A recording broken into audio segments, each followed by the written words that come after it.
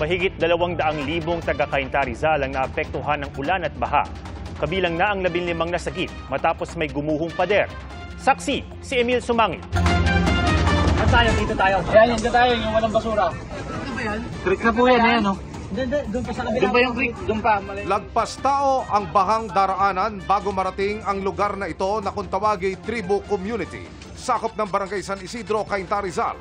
Pinasok ito ng Cainta Rescue kagabi para iligtas ang nasa 15 kataong kinabibilangan ng mga bata at matatanda na natrap. Makaraang bumigay ang isang pader sa lugar, dulot ng walang tigil daw ng mga pag-ulan.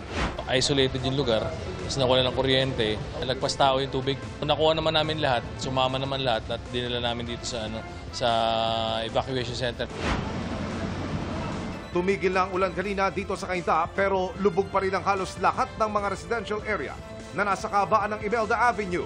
Sa gilid ng kalsada, ginawa munang parking lot ng mga sasakyang iniangat ng mga residenteng nakatira sa binabahang mga lugar. Sakay ng mga balsang gawa sa kaha ng mga lumang refrigerator na penetrate namin ang lubog ng mga komunidad. Dito namin nakita ang mga residenteng nagsipaglusong na sa baha. Makapamili lang ng pagkain at iba pang pangangailangan sa labasan. Bumili kami ng bigas, saka wala-mula eh. Nakakatakot. Marami rin ang hindi makalabas at atrap sa kanilang mga bahay. Ang tubig sa mga estero, apaw pa rin hanggang kanina.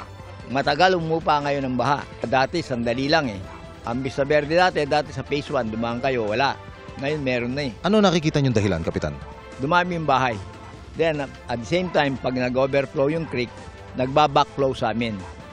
Sa tala ng lokal na pamahalaan ng Cainta, 85 to 90% o nasa higit 200,000 ng mga taga rito ang apektado ng bagyo. Kayo ho ba ay may naisalba pang gamit? Damit? O kahit konting pera ho? Pero wala. Wala akong pera eh.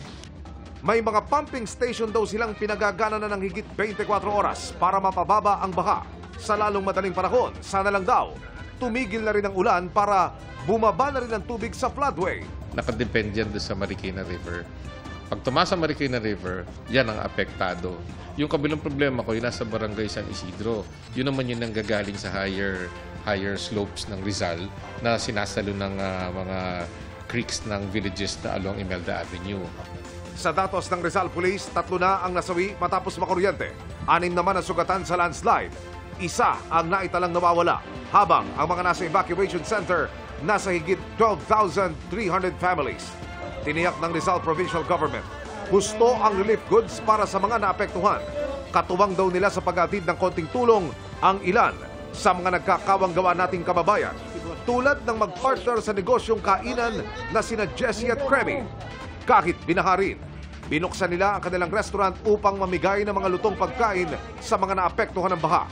Katuwang nila, ang kanilang mga tauhan na kahit sarado ang kanilang restaurant ay tatanggap pa rin daw ng sweldo. Tinry po namin mag-give back naman to the community po. Masarap kasi sa pakiramdam pag namimigay. Para sa GMA Integrated News, Emil Sumangil, ang inyo, saksi. Mga kapuso, sama-sama tayong maging saksi. Mag-subscribe sa GMA Integrated News sa YouTube at para sa mga kapuso abroad, samahan niyo kami sa GMA Pinoy TV at sa www.gmanews.tv.